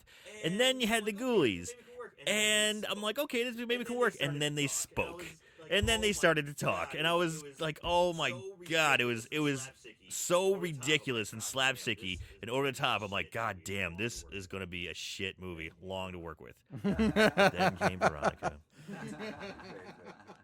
Into my heart. She saved it for me. So bad it's good. All right. And the real reason it's at the end of the day, it's a shitty horror movie. It's not a horror movie. It wouldn't even be rated R if it wasn't for the titties, like the scene where they're Pillow playing, fight. like doing the paint rape, pillow yeah. fight. I love that. Well, of course stuff. we do. We're guys. Of course I we love that seen stuff. Movies, but I'd watch this movie again, sure, but it just barely makes it. The only reason is Power of the Boobies. Power of the boobies. Yeah, I mean, and it was slapstick enough. The pranker stuff was fun enough that the silly part of the movie was fun enough for me to, at least enjoy it. The thing I hated the most, the fucking Ghoulies. They were the worst. That was the part of the movie I You hated. see a problem there. I mean, so how can you do something good? The whole point of the movie, the Ghoulies, is the thing you hate the most about the movie. Well, we talked about it earlier. It's almost like two separate, like they mush two genres together, and I like the one genre enough that it pushed me over the edge. I made no secret about this for how I feel. Yeah, it's my favorite movie of all time. It should be Oscar nominated. No, I said this. I think I remember saying this about Leprechaun a long time ago, but I'm recanting that and applying it to this movie. The exception of the tits, which there are no tits in Leprechaun. This is basically baby's first horror movie. This is Fisher Price horror right now. This is bullshit. It's so cartoon. There's no blood, no gore, no scares really. Nothing scares. Yeah. I mean, absolutely nothing about. And like I said, Aaron always said it. If it wasn't for the boobs, this movie would be PG, maybe PG-13 because PG-13 didn't exist at this time. But even then, it just. How this is even classified as horror boggles my mind. It is. It's more of a comedy. The only reason I think it gets the horror classification is because it is technically a Ghoulies movie, and I watched Ghoulies 2 before I watched this one because I wanted to see how they link together, which they don't. Other than they're Ghoulies, there's no connection, except for that book that we see. But otherwise, how the book from number 2, where it ended up, and where we see number 3, again, no connection there at all. But number 2 was actually a decent, bad movie, but a solid bad horror movie. Like it was actually horror movie. Yeah. I mean, Ghoulies are not in itself serious, but I mean it was more serious. It meant to be. They were killing people. They could kill you. They were, it was a more serious movie. They weren't slapstick. I actually enjoyed number 2 better. This thing is a horrible atrocity of filmmaking that I can't stand in any way, shape, or form. The fact that Aaron and Paul said so bad it's good makes me want to just stab myself with a screwdriver. But yeah, so bad it's scary for me. This movie has no redeeming, other than Veronica, has no redeeming qualities. Is Veronica? That is it. I say stay away, far away, and all copies of this movie should be dumped in the desert with the copies of E.T. the Atari game and buried. So bad it is scary for me. You know what the funny thing is? You actually own this movie on DVD. No, I don't. Doesn't it? It came in that disc, with all the different movies on it, like a Chopping Mall. Ghoulies 3 was on there. Yeah, I gave that to you. You own the movie. 967 Oh shit! I thought you had a copy too. Oh man! I gave it to you because that's right. one of I the do movies own it. Doing was you need to watch. Yeah, and that was the only way I could get it for you. It was Chopping Mall. Yeah. But no, actually, sadly, I do own. I own this digitally. I bought it because it was Amazon had rental for $3.99. and buy it was like $5.99. So I'm like, cause I just case Right. I might have to, it might take me a while. Yeah, so fuck, I was buying Watch it again. But yeah, there are boobs, but yeah, fucking, I sadly own this movie. Anyway, we're gonna wrap it up this week. Aaron, tell everybody where they can find us. All right, guys, you can find us on Facebook. You can find us on Twitter. Twitter is @SoBadIt'sScary. We can find us on Instagram, and of course, you can find us at HorribleHorrorPodcast.com. Again, HorribleHorrorPodcast.com, where we do stream our episodes. And then if you want to listen to our episodes, why not mention that? iTunes, Google Play, Podbean, and again, HorribleHorrorPodcast.com, where you can That stream sounds it so and sultry enjoy. and lovely. I loved it. Well, jeez, easy, Tiger. Oh, Yeah, you my are. You're fault, getting a little bro. Veronica here, buddy. Can you come fix this? All right, anyway, got it. Paul, thanks for being here. We appreciate it. This was awesome having you on. We love having you around. In from out of town. From out New of town, York. He's a from New Yorker. upstate New Not- York. not Really a city, appreciate it. man. But just for the podcast, he came in for this. But it was perfect timing. College I know. roommate in town for college movie. You would think, I couldn't set you. I might have actually set that up. Just maybe. Who knows? It just fun. Fortuitous. Fun coincidence, yeah. So anyway, Yes. that's it for us. We're done. I can't take this movie. I want to go just do shots and shots of vodka and we'll go do some yanks around town. We'll go fill it. We're gonna go fill the downtown fountain with soap and bubbles. And all right, guys. In the meantime, watch more horror movies and remember to always keep it tight.